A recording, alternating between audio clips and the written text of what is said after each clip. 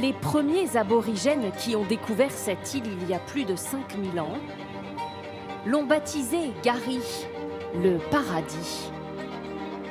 Au large de l'Australie, sur 123 km de long, voici Fraser Island, la plus grande île de sable de la planète. J'adore cet endroit, c'est comme le paradis. D'ailleurs, c'est l'autre nom de l'île, n'est-ce pas? Des paysages de cartes postales qui cachent un autre visage. Fraser Island est aussi connue pour être l'une des îles les plus dangereuses au monde. Ses eaux sont remplies de méduses mortelles et de requins. Ça, c'est un requin de sable.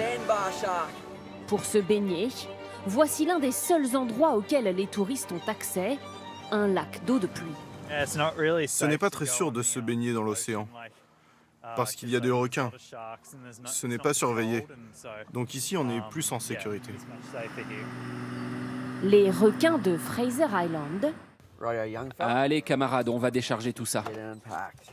sont la spécialité de Kurt Okenfels. Depuis 10 ans, il les pêche sur les plages de l'île, une activité parfaitement autorisée. Il y en a des milliers, et je suis très réaliste. C'est parce qu'ils ont de quoi se nourrir dans le coin. Pour rattraper leur proie, Kurt et son ami Sam comptent sur leur canne à pêche capable de soulever plusieurs centaines de kilos et sur de gros appâts, comme cette anguille dont les requins raffolent. Voilà comment on l'accroche. C'est très simple. L'hameçon doit pouvoir bouger, mais doit aussi être bien accroché. Parce qu'il connaît bien cette île, Kurt en est persuadé, il parviendra à pêcher un requin avant la tombée de la nuit. Classée au patrimoine mondial de l'UNESCO, Fraser Island est une île d'aventuriers qui regorge d'animaux sauvages, et en particulier de dingos. Des panneaux mettent en garde contre ces chiens sauvages qui pullulent sur l'île. La plupart du temps inoffensifs, ils peuvent se montrer très dangereux lorsqu'ils sont en meute. Un père vient de sauver son petit garçon des griffes d'un dingo. Le bébé avait été sorti de sa tente dans un camping de Fraser Island. Sur les télés australiennes, des attaques de dingos sur l'île font régulièrement la une. C'est la 3e attaque de dingo sur Fraser Island cette année. Pour protéger les visiteurs et préserver la vie sauvage de ces animaux, Megan Wilson a pour mission de les surveiller. Ce qui peut ressembler à un mignon petit chien peut très vite changer d'attitude, parce qu'en fait, il s'apparente plus à des loups. Cette ranger patrouille tous les jours sur l'île pour observer leur comportement. Là, c'est un mâle. Voyons s'il est habitué aux voitures. S'il a déjà reçu de la nourriture depuis la fenêtre, il va s'approcher. Ah, il a l'air de se méfier.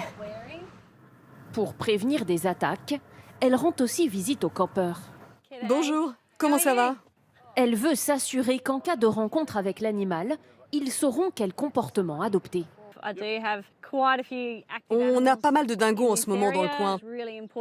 C'est très important de rappeler aux gens de ne pas nourrir un dingo, de ne pas les approcher ou les encourager à le faire. Il ne faut pas leur dire « Hey, viens là, on va faire un selfie ». Malgré le danger, Fraser Island reste l'une des destinations touristiques numéro 1 d'Australie. Depuis 20 ans, Peter Mayer y est guide touristique. Ces routes, avant, elles étaient utilisées pour transporter du bois. Ce matin-là, il emmène un groupe dans la forêt subtropicale, le cœur de l'île. Vous voyez les trous comme ça, ce sont des trous de marsupiaux. Une jungle qui regorge aussi de serpents. Comme ce python, Il a l'air gros. filmé de près par des touristes, quelque peu imprudents. Ou celui-ci, qui a donné des sueurs froides à ses visiteurs. Cours, cours! L'île compte de nombreuses espèces mortelles. On a 10 espèces de serpents venimeux. Le serpent brun, le serpent noir à ventre rouge, des taipans, gardez les yeux ouverts et tout ira bien. Je ne crois pas que cet endroit soit dangereux. Enfin, c'est une question de sélection naturelle. Quelques kilomètres plus au sud, l'île sauvage vient de livrer à Kurt et à Sam, avant la tombée de la nuit, comme il l'avait prédit. C'en est un. Un très gros requin. Il est encore à 300 mètres environ. Après 30 minutes de lutte, alors que le soleil s'est couché, son aileron apparaît hors de l'eau. Il est là. Puis il le rapproche du bord à l'aide d'une corde. Tiens, prends ça. C'est un requin obscur. Mais l'animal se débat, puis épuisé finit par se laisser faire. Les pêcheurs le mesurent Il fait 3,40 m. C'est pas trop mal. et le relâchent. Un défi sportif. Kurt et Sam ne tuent jamais leur proie. C'est un travail d'équipe. Ce n'est pas quelque chose qu'on peut faire seul. Ce requin devait peser 200, 220 kilos. Moi, je fais 120 kilos et il me faisait bouger comme une poupée de chiffon.